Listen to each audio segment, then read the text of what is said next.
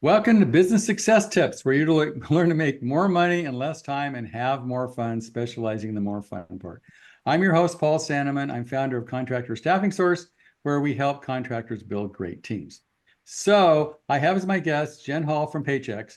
Now, her goal is to be objective here because I'm sure she's in love with Paychex. I know that because she works for those guys, but she certainly knows all the information you guys need to know because I'm sure a lot of you guys outsource your payroll and there's several choices. And the question is, which is best for you? How do you tell the difference? And my guess is most of you people don't even know what you don't know. So, so I like to have Jen tell about yourself and what you do, and then maybe help people figure out how to vet payroll companies. Yeah, absolutely. I have been with Paychex for a little over 2.5 years. I actually was in a completely different industry prior to coming over to Paychex. I had worked in hospitality for about 20 years, and then during COVID, made the transition to help businesses with like the HCM solution. As we all know, businesses mostly struggled. Construction actually was one of them that did not struggle during COVID. So I came over to this side to help clients with more of the HCM, payroll, HR, workers' comp side of things. There's a big need for it, especially in the Now, what does trades. HCM stand for? Human capital management. Good. I knew that. I learned a new acronym today. Good. I imagine most of these guys had no clue what that meant. So that's a good thing. Okay. So I came over to Paychex so I could actually help clients as opposed to I worked in wine and hospitality for a long time. So I came over to this side, joined Marin Builders Association so I could learn more about the trades from specifically contractors, how they do their day in and day out, and what's important to them when they're looking for a partner to work with, not just payroll, but when you think about keeping your staff on, you want to have the best resources available to you. So you're looking at like workers' comp, retirement, health, and benefits. So I've been able to kind of integrate my hospitality into my day to day with contractors and just being like a lending hand to them to kind of support them through their journey with payroll, HR, of course, OSHA regulations. So that's kind of what I do on my day in and day out is more consulting small business contractors, trades clients on payroll solutions for their business. Okay. So, what are the solutions that are out there for the small contractor, say $1 million to $5 million, to do their payroll and provide human capital management, my new word, for them? There's a lot of different options. If you have more than a couple hundred employees as a contractor, you may choose to go for like a full suite of service HR. Those are called POs. However, the 1 to 20, 50, maybe even 100, a lot of them will hire like an accountant to work in-house to do their books for them. Typically, people tend to go with QuickBooks, like an in-house do-it-yourself software, because Right. it's cheap, convenient, it's easy, it's no fuss, no muss. However, when they tend to get like a little bit of a hiccup, they tend to start to look for other payroll solutions. So there's ADP, there's Gusto, and then of course there's like TriNet and BBSI, which are like more full platform companies for contractors and trades to go with. That's like a whole nother conversation that we can get into. So Like, let's back up a step. So there's QuickBooks. Most people have QuickBooks, right? And yeah, QuickBooks does payroll, right? yes. So what's the upside and downside of using QuickBooks to do your payroll? If let's say everybody listening to this is between 2 Yeah. and 15 people, they're all small. Okay. Okay. So what's the upside downside of using QuickBooks for payroll? QuickBooks is a do-it-yourself platform, so you may not be up to speed with like all the OSHA changes or sick leave requirements based on your state. You have to have someone who's knowledgeable and experienced to understand like what payroll I'm taxes are. I know my CPA just sent me this letter, right? You probably can't see I it, but can't see it. it has like, these are the 15 changes the state of California made in payroll and Yeah. benefits. Make sure you do all this stuff. I go, come Mhm. on, I don't know that stuff, right? And So that's that stuff happens and the rules change all the time, right?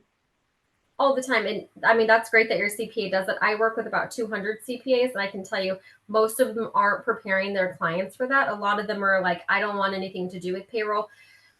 Payroll's so finicky, and it's the one liability of business that can either make or break it. If you get a penalty from the IRS or California or whatever state you're in for payroll taxes, there's no going to that state agency and asking for forgiveness. A lot of the times the penalties are what they are. California, they're 3%. So whether you're late making your payments or you file an employee incorrectly, there's a penalty associated with that. And So those I'm penalties going to are not ask the small. difficult question. Okay, this is something that comes up all the time, and it's a little bit of diversion, but I think it's important. There is a big distinction between independent contractor and an employee, right? So in California, a lot of guys say, oh, well, I have subcontractors and I know he doesn't have his own company and whatever, but I pay Juan or John or whoever, and I pay him, I give him a 1099 or W-9. He fills it out. I do a 1099. He's not really an employee. So construction is full of people in shades of gray, right? 100%. So where is the shade of gray where the risk is worth it and not worth it? Whether I have a person who's, I'm saying a carpenter or something, right? He works for me. I'm the only guy who works for, he may work on the weekends for somebody else. He's my guy, but I say he's an independent contractor because I don't tell him what to do, where to go. And I wrote some rules. And I said, it's all good. But I'm the only guy he works for. But he gives me a W-9. I pay him on a 1099 versus a W-2. Where are those rules? Actually, the Department of Labor federally just made a new regulation following California regulations versus 1099 versus W-2 employee. Technically, there really is no such thing unless that person, that employee who you are now claiming as a 1099, that person has to have their own business liability insurance. And if that employee is working for the company for profit and they're making profit for that company, that's technically an employee. In California, if you say you're a 1099 and then 3 years down the road you decide to not do that anymore as an employee or 1099, you still have the right to go make a complaint against that business, and now you can still sue them for claiming you and filing you incorrectly. So it's just, even though you ask for it, you can go back and say, well, I talked to my wife last night and she said, you shouldn't have been a 1099. You should have been a W-2. We can make a bunch of money if you file a claim against your employer. So why don't we file a claim against him and go work for somebody else? Correct. And you'll never win in California and a lot of the other employee-friendly states. You just won't win because now as an employer, They do call it the labor board, not the, not the employer board, right? So you always lose. Yeah, you're always going to lose. So I try to tell people, what's the risk to your business? Like, is it more important for them to not pay taxes? Because technically, if they are 1099, they still have to go pay those 15.3% of those taxes on that 1099. So is it worth it? Are they going to actually file that? And then you have to look at how, as a contractor, how are you claiming those wages that are paid? So I know we kind of got off topic between like paying the guy cash and totally doing something which is considered illegal, then you're breaking the law. I mean, it's only a matter of time. In the last 2 months, I have 2 clients I'm working with that have been sued by their employers from years past. So, and I only cover a very small territory, so it's happening out there. And people get wind of it and they're like, oh, I could do this and make $30,000 quickly because I'll win in court. So I just always advise everyone, most EPAs are now advising all their clients, like, you have to put these people on W-2. It's not worth the risk. Now, the only exception, I'm just going to play the game here. If somebody is on Upwork and they're in Venezuela, you haven't got the problem. But if they are living in the United States and they're paying U.S. taxes and they're a U.S. citizen, you might as well make them an employee because you're not going to get around it, right? No, unless that person, so if I came to work for you and you had your own business license and insurance and I had my own business license and insurance and you hired me to work a job part-time for you, then I would technically be a 1099. Right. So maybe like a bookkeeper, it has different clients, a subcontractor, a plumber, an electrician, but you can't get by saying, okay, this guy's a carpenter. He only works for me, but he says he has his own business, so I'm good. No. Okay. I mean, you can ask. I'm telling guys, if you're listening to this, they've been trying to get around this for years, right? I just don't think it's worth the risk. And I will tell people over and over, it's just, just bite the bullet and make real people that are W-2, make them W-2, even though they may not want the money. Because the truth is, if you make them in 1099, they'll probably not pay taxes on that money anyway, right? Right. And then you'll get in trouble for them not paying taxes, which is not fair, but it's the way it is. And you're going to be the one responsible for it. You're going to be having to pay their portion of the taxes and yours with a 25% penalty. It's just not worth it. It's just not worth it. You could be down $50,000 so fast you don't know it, right? So fast. That's like In Contractor with 15 employees, that's maybe 2 months of payroll. Right. So the Liability. short version is bite the bullet. No matter what payroll service you use, just make everybody a W-2, and that's just the way it's going to. Okay. Yeah, So absolutely. so now So you have W-2 employees and you have choices. You have QuickBooks, we upside down set of QuickBooks, which you do it yourself. It's cheap, but you don't know all the news and regulations. You'll probably do it wrong. right. So let's go to, I'm going to have you guys out. So let's go to, was it Fiber? What is the other one? Gusto, ADP. Gusto. Let's go to Okay. Gusto. What's the upside down side of Gusto? So Gusto is also kind of a do-it-yourself platform. The downside, so everyone will tend to go to Gusto because they've seen an advertisement from it, or they've been referred because it's another one of those like do-it-yourself inexpensive platforms. It's a newer company, so they're not insured and bonded with the IRS. There's actually only 2 payroll companies out of all the thousands that are insured and bonded with the IRS. It's Paychex and ADP. Gusto doesn't have a designated payroll contact. So if you are someone who like knows how to do payroll, you're good at it, you understand like when the liabilities are due, you understand if there's like an increase in a tax percentage, which happens every year, then you need to go back and recollect them and make those payments. Then great, you should use Gusto because they are affordable. But Paychex also has a lot of solutions too that can meet the same kind of price that the client's looking for. But people tend to go with Gusto because they're like, oh, I can do this. It's easy. It's self-service. I don't need anybody for support. And then we tend to get them when they've had an issue. They're like, oh, oops, I don't actually So know the what good I'm news doing. is the good news with Gusto is it's inexpensive. It can do Yeah. the job, but if you Yeah. don't know enough about payroll to call the shots, it's probably not a good choice, right?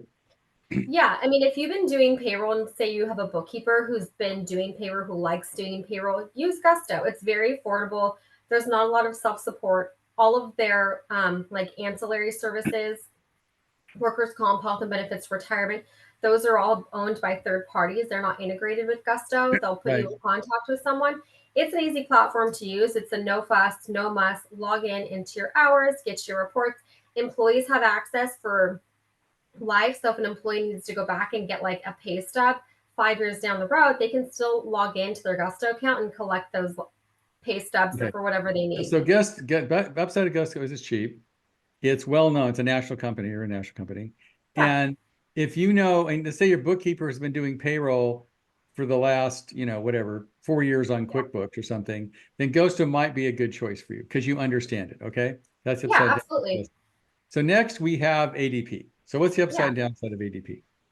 So ADP is also another insured and bonded payroll company, and a lot of people think ADP and Paychex are the same. ADP is really great for like large businesses because they offer the same solutions as Paychex. It's mostly all integrated. It's everything's there. They're great with large businesses. They have a lot of departments, a lot of support, kind of like Paychex, a one-stop shop. So that's one reason why people go with ADP. And it is, if you Google payroll, it's typically like the second one on Google. So people go, oh, I just signed up with ADP. And it's like, okay, great. But then down the road, they're like, hey, I don't have anybody to call. Can you help me out with this? And I'm like, well, you're with ADP. Sure. Um, they don't have dedicated payroll specialists assigned to each one of their accounts unless you're on one of their like HR solutions or their PEOs. So Now, for those who that's can you get like there's health insurance, I'm doing a pension plan for my people. There's a pension plan thing, and that's like incredibly confusing because I just person with the pension plan thing. Well, you call your pension provider, and they go, well, we can't do that because all the people have to apply separately on their own. You call Schwab, and they go, we don't do that either because it's not a Schwab thing. So you have to have somebody who has to fill out all the forms, send them all to Schwab. It's like really confusing. I'm just going through that, so I know where that comes from.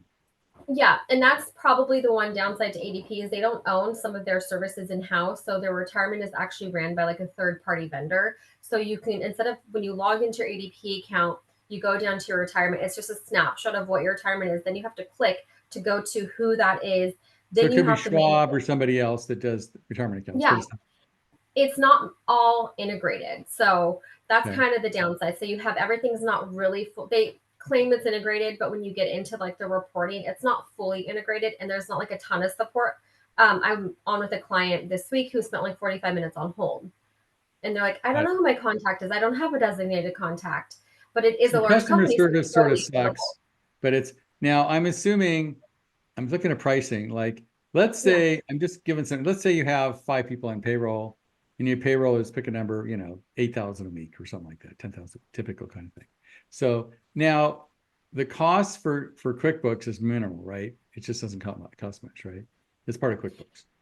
No, it's additional. It tends to be lowest entry level payroll for QuickBooks. I think they have a 3-month promotion right now. It's like $40 a month. Okay, so it's really cheap. Okay. Then Very you've cheap. got who's the other Gusto, right? Mhm. So Gusto would cost, if you were guessing, about how much for that same group of people? If you say you had 6 employees on Gusto, about $85 a month. Okay, so it's twice as expensive, but that's not a lot of money when it comes to this kind of service. Okay, so Yeah. now you've gone from Gusto, but again, it does it, but you got to know what you're doing because they won't help you. Okay, the next one is going to be go from Gusto to ADP. So how much is ADP going to cost? It depends on who you talk to at the time and what type of platform they recommend to you. I've seen clients that have 2 employees that are paying $200 a month on ADP. So it really depends on if you get a good person on the phone who gives you the correct package that you need to be on, probably $100 a month. So it's gone from 40 to 80 to 100, 120, give or take, right? To have ADP do it. Okay, now your turn, my dear. Okay, so the third choice would be Paychex. All right. Yeah. So how much is what's the upside downside of Paychex? So upside downside to Paychex, there's not the downside to Paychex is if you call in to like the 1-800 number like you would with Gusto or QuickBooks or ADP, sometimes you get put into a different category of clients to where there's not as much as support. You do have a designated support specialist, but typically if I get a client who's like referred from a CPA or a bank or a financial advisor, those clients directly get to work with me as like a consultant. It's like an add-on to their account. So they get categorized with me. So when there are changes, I can call them.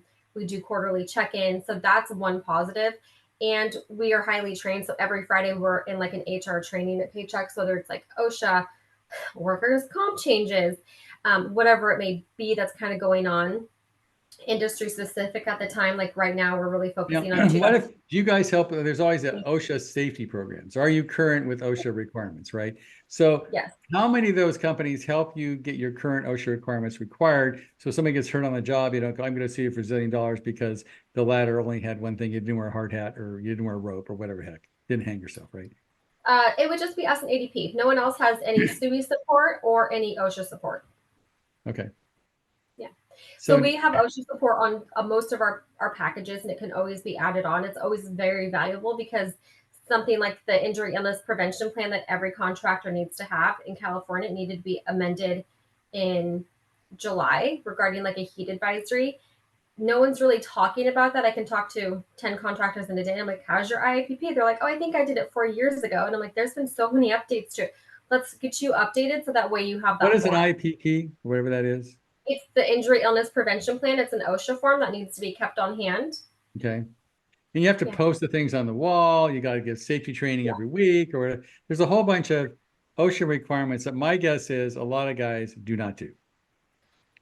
Correct. Yeah. Most people are like, what's my IPP? And I'm like, how long have you been in business? And they're like, oh, no one ever told me. And I'm like, that's why we're here. That's why your CPA referred me, because we are trained, highly trained, and we're very specific with. So you'll set up, you got to meet once every 2 weeks. You got to provide this training. You got to provide. So OSHA has a whole set of rules that nobody follows, in my opinion. They should, but they don't. So, you can help them, at least if they don't want to follow it, they'll know what they're not doing that they should, right? Yeah, and same thing, like this month, we've been calling all of our clients, letting them know the sick leave policy is increased in California to 5 days per employee, so 40 hours a year, providing those sick leave posters that need to be posted, the wage notices that needs to go out to every employee. Those are all required by the state. Nobody has that posted and no one's providing that. So one perk of Paychex is the fact that if you do get funneled to like a consultant, if you choose to work with me or you find a local contact through like your CPA, is we hold the hand from beginning stages of the payroll. And then you say like, hey, Jen, I'm hiring. I'm like, great, let's go over what that looks like. Hey, Jen, I need this. Great, let's have a meeting. Let's talk about your business. So you'll actually provide that kind of coaching. Does it cost you extra for your time, or is that included in the Paychex fee? Oh no, that's a Paychex fee. It's just part of my client base. Okay. So we'll do that kind of coaching. Now, if someone, for example, doesn't, happens in California, if somebody doesn't follow the rules, which this is my experience being helping, there's a whole set of rules that were made for big companies. They're like, if you're Walmart, it's easy, or Yeah. Macy's. But then they take these whole set of rules and they apply it to two guys in a truck, right? Which is insane. Yeah. And so you follow the same rules as Walmart does. You're supposed to. You don't have an HR department, you have nothing. So my guess is you're probably not going to do it right because you just don't follow those rules. Here's a real downside that you can help me out here, Jen. If somebody you terminate somebody and you don't follow all of those rules, they can sue you for wrongful termination. And my experience is you always lose. Always. Yeah. You're never going to win in labor court. I Right. mean, if they quit and you fire them and you don't give them their check that day, there's an interest for every day you're late paying their last check. But no, if you fire see, this is where I find the problem with construction companies. You have to follow the same rules with everybody, and you can't. Right? You're Right. supposed to have, monthly reviews or monthly. You got to do key performance indicators. You've got to track everything. You've got to show everybody's right. Now, a lot of clients claim, "Oh, but it's an at-will estate," and I go, "Good luck with that." Yeah. Because you lose. I mean, I had a guy who remained nameless, and this woman worked for him for 5 days or maybe a week or two, and she did nothing. So he fired her. He went, "Look at lady, you're not doing anything." She filed a wrongful termination suit. And so for $25,000, right? Mm-hmm. And so the attorney says, "Look, you can pay me $35,000 if you want to be right, or you can pay her $25,000, consider blackmail, and just pay her the money." Right. And he said, "Okay, I'll pay her the $25,000. What's really scary, she's done this 5 times before. It's what she does for. There's people out there, and I tell everybody, like, here's the right protocol, and we provide like an HR website. I go over with all of our clients, like, here are the correct steps. If you want to fire someone, these are the things that you need to have written down. But what happens? I told me to lay everybody off because it's a different set of rules, right? Because Yeah. if you fire somebody and they go for wrong termination, you will lose because you have not followed all the rules. You can't. It's like impossible. And even if you have Paychex, you have to like know what the rules are. You have to follow them. And make time to do all the recording of everything. And you have to have a second party when you are doing like performance review plans or, performance plans. Say, if you don't do this, then this is going to happen. And you have to have like your office manager sign off. And it's a very long process to I'm telling you, nobody does it. hire That's someone. the problem. Nobody does it. No, We hire a lot of people because we're a recruiting company, and people just don't do it. That's why I say lay Joe off, do not fire him, because you will lose if you try to. They say, "Oh, it's an at-will state," and I go, "Good luck with that." Tell that to the attorney, right? You can't just fire people because it's an at-will state. True. True. Yeah, you have to have appropriate actions and reasons and like proof of why you're firing them. Right. And you will lose if you go to the labor board. There is a labor board. It's not the management board, and you will lose. I think there was one. Go ahead. I mean, I tell everyone, even they say like, "Oh, I'm hiring my friend's brother," and I'm like, "Great, you still need to go through the right protocols because you just never know who." I hear horror stories all the time. Just go through the right protocol, put them on payroll, pay them the correct wage. And I have people that come to me and they're like, "I'm going to pay my employee a salary of X," and I'm like, "That's not allowed in California," and people have no idea. The minimum wage is $15 an hour or something, right? 16, I guess now, right? Yeah. And so, there's a friend of mine has a kid who works at Taco Bell. The Taco Bell story is like indicative, right? Somebody got fired at Taco Bell because they thought they were stealing, right? And I guess they proved that they weren't stealing, right? So they got unfairly fired. They hired the high-end attorneys. Taco Bell paid $5.5 million in penalty for this part hourly worker because they unjustly fired them. That's insane. So now Taco Bell's freaking out. Oh my God, right? Like it's not fair. It's just not. Yeah. It's a lot, and there's some people that, I mean, I was talking with my boss and she's like, "I've had a lot of nannies just say, pay me under the table." And she's like, "I feel like they're just waiting to scam me. Like, okay, I'll pay them under the table. And then they're going to go make a complaint to the labor board. And then I'm going to be out money." She's like, Right. "I'm just going to follow the rules." And so I tell that to everybody now. And then I get all these sad stories where I get a referral and they're like, "Yeah, I was sued for this labor or this or this." And I'm like, man, makes me sad that you have to pay like 40 grand and she worked for you for 2 weeks. Right. Right. That's true. So, but yeah, that's kind of the upsides and downsides to all the services. Everyone, depending on like what you're looking for, if you need support and service, if you're looking So for like, we didn't hear one last thing, Jen. So yeah, we got QuickBooks at $40 a month for 6 people. We've got yeah, I mean, what is it? Gusto at, whatever, 80. We got yeah. ADP at 120. So what does Paychex cost that same group of people? So it depends on what the client needs. So our packages are built to whatever they need. So if someone comes to me and they're like, hey, I'm on Gusto, I'm paying $80 a month, but I need to add on like workers' comp service, I'm like, cool, we'll charge you $80. If someone comes to us and they're with QuickBooks Desktop and they're like, hey, I need all these services, I'm like, we probably can't match that, but let's get closer to price that like you're more comfortable with. So we're probably floating around like or like our first package option, kind of around the ADP cost, around like $100 a month, Okay. depending on employee count. Frequency, if you're getting paid like weekly or bi-weekly, that also changes the package cost or how many employees you have. So my advice to people listening to this is like hiring a cheap brain surgeon. I'm not sure it's the best thing, right? It's like, the cost is minimal. It's not. It's like max $200 a month. It's not money, and the liability is huge. Yeah, I always compare it. People go, oh my gosh, payroll's so expensive. And I go, oh, can I tell you what's even more expensive? And I kind of tell them a little bit. I'm like, when you look at payroll, like how much do you pay for like your cell phone bill or Comcast or Netflix? And you're really like coughing or complaining about like $100 a month to like whoever you're using for payroll when it holds probably one of the most liabilities for your business. Right. I mean, You know, nobody's going to sue you because you didn't do your Netflix right, or because yeah, Verizon didn't work, right? So there's virtually no exactly. liability. So the thing is, it's sort of like you don't want to hire an insurance company that doesn't pay their claims, right? It just doesn't, Yeah, it doesn't make any sense. no. So this has really been informative. Thanks a lot, Lynn. So the question is, Jen, if people want to get in touch with you, where are they? Now, this goes to people all over the US and Canada. So I'm Yeah, sure there's Paychex all over the world, of the US and Canada. Easy. yeah. How do they get in touch with you or Paychex if they want to, maybe they can call you and find out who in Paychex to get in touch with another place? Does that work? Well, they can just call me directly, then I can kind of figure out like exactly their specific needs. Okay. And how do they get a hold of you, Jen? Will you be posting?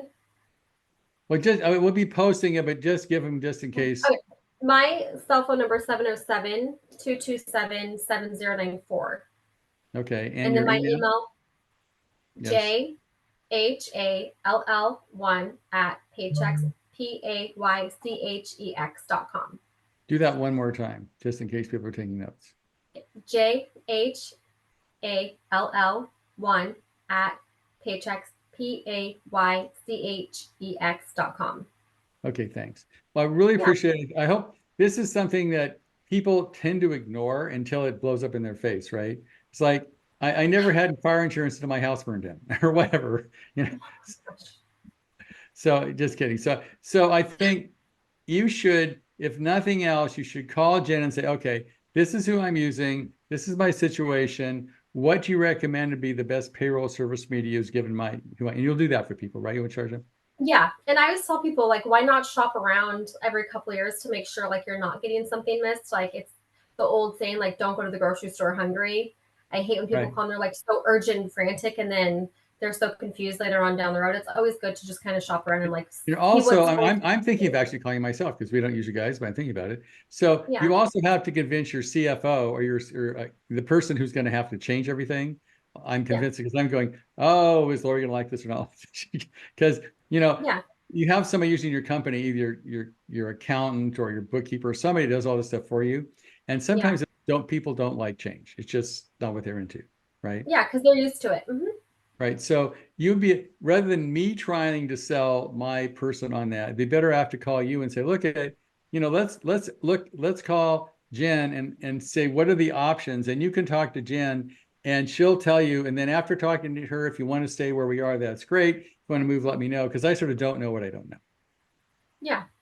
And typically, if like someone doesn't want to move forward with Paychex, I'll still provide like the sick leave forms to them, the new ones, the wage notices, the IIPP. I'll make sure that they have just so that they're at And least you'll like, work in any place in the United States or Canada, this works, right?